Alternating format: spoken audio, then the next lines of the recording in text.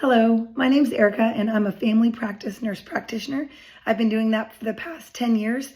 And previous to that, I was a nurse for 10 years. So I have spent my entire adult life in modern healthcare, helping people feel better. It's what I love to do, and I'm really passionate about it. And today I want to talk about hormones.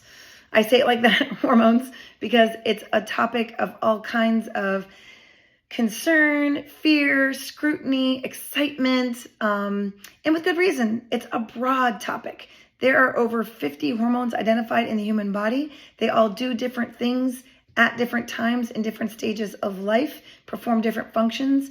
And so my goal today is to just kind of clear up some misconceptions about them, help you think about them differently. And I want to give you practical tips to think about your hormones, to treat some of the most common hormonal problems.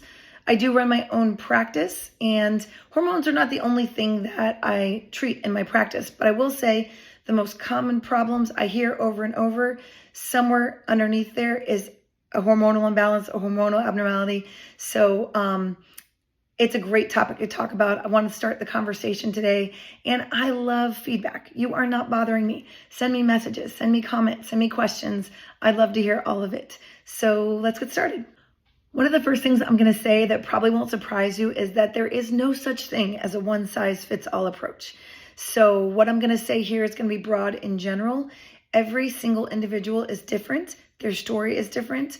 Their history is different. That's why in my practice, I love getting people one-on-one and just going in depth, talking about every single aspect of their health. Hormones are like any topic in healthcare. It's dynamic. Our hormones are affecting our mood. Our mood is affecting our habits. Our habits are affecting our hormones. Everything is affecting everything else. Everything is interconnected. So when I talk to someone, I'm looking at that entire picture, and then I'm getting what I consider a complete set of labs that varies based on practices. We'll talk about complete labs, what that means. And I'm putting together the person's story, their symptoms, their labs, and then we're coming up with a plan between the two of us to get them approaching what's bothering them and meeting what their goals are, because everybody's goals when it comes to healthcare are different, and we're identifying any patterns that I see that need correcting. So that's all like on an individual level. So if there's any takeaway I have for you today is to find a provider that's willing to work with you, willing to check and do that deep dive into what your symptoms are, and willing to look at hormones along with the entire picture. One of the most common things I hear is, I feel like crap.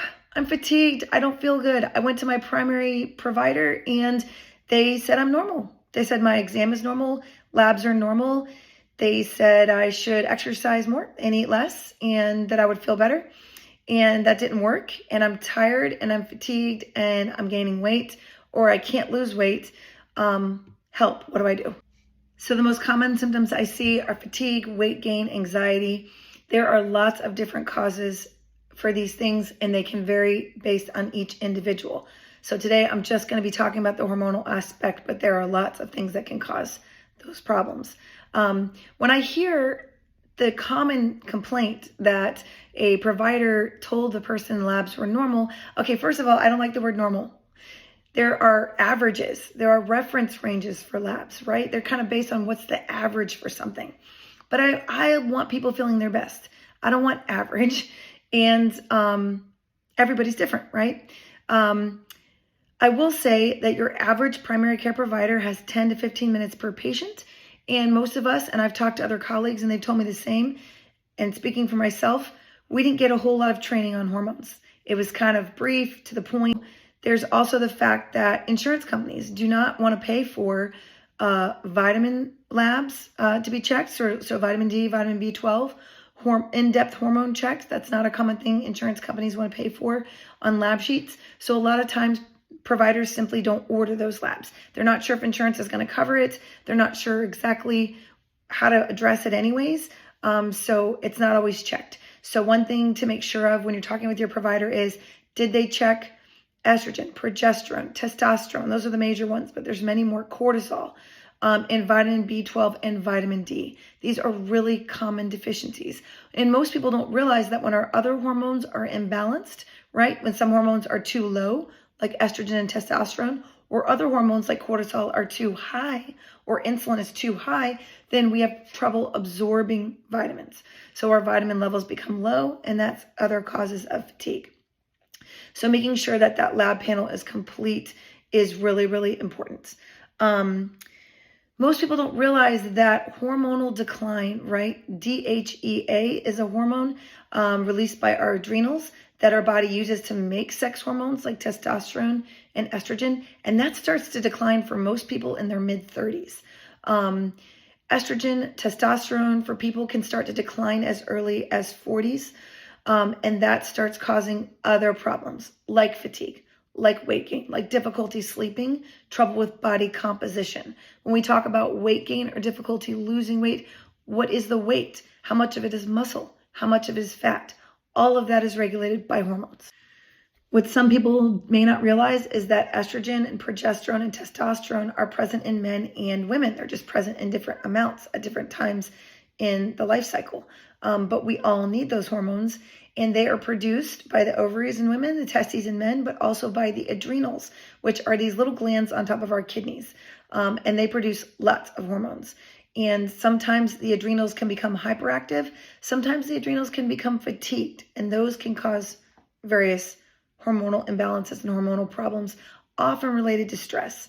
And I see stress as a driver of all kinds of problems in my clinic, and there is hope here. It's not just, hey, cut back on your stress. Like, what does that even mean when providers say that?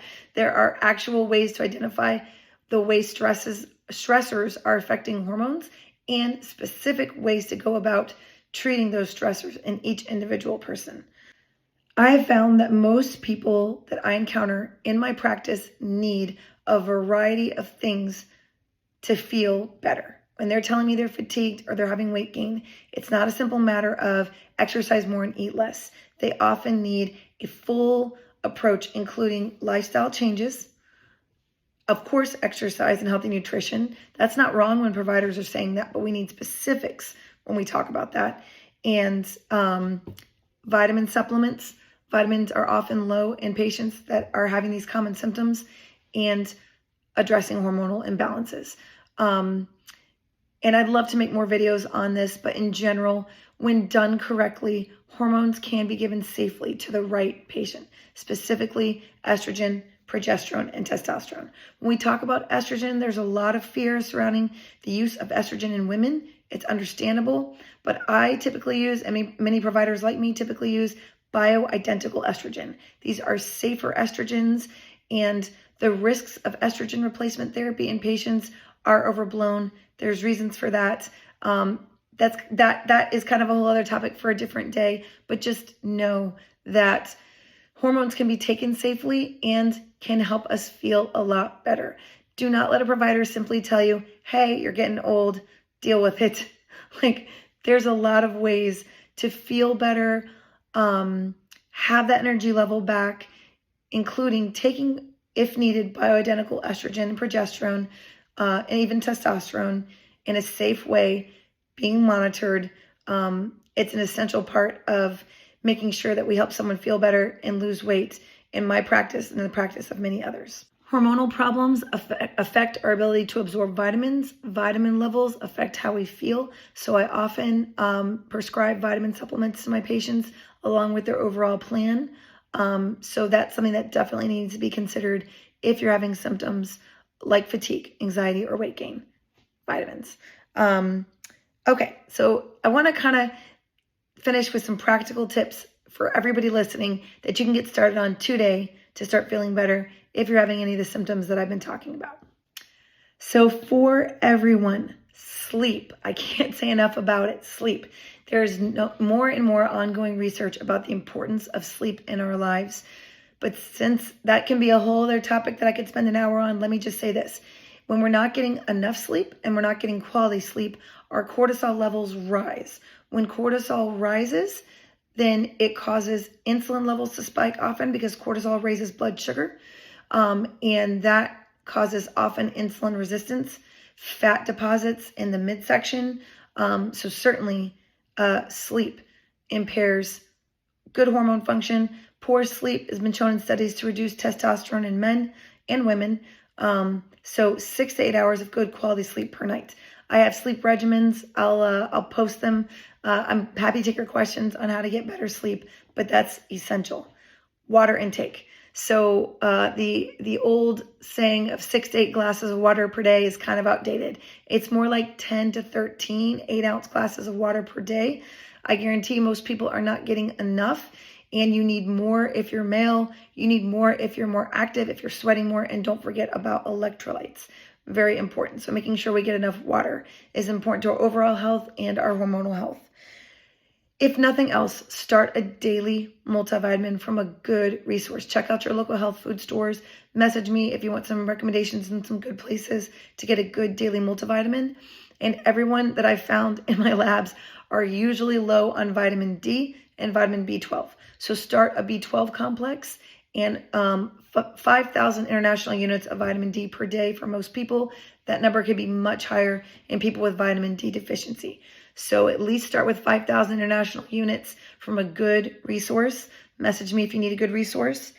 And eat every 3 hours some combination of protein, lean protein, and some combination of either fruit or vegetable. So keeping your body fueled throughout the day with whole foods. Foods the way they came from the farm, with very little processed.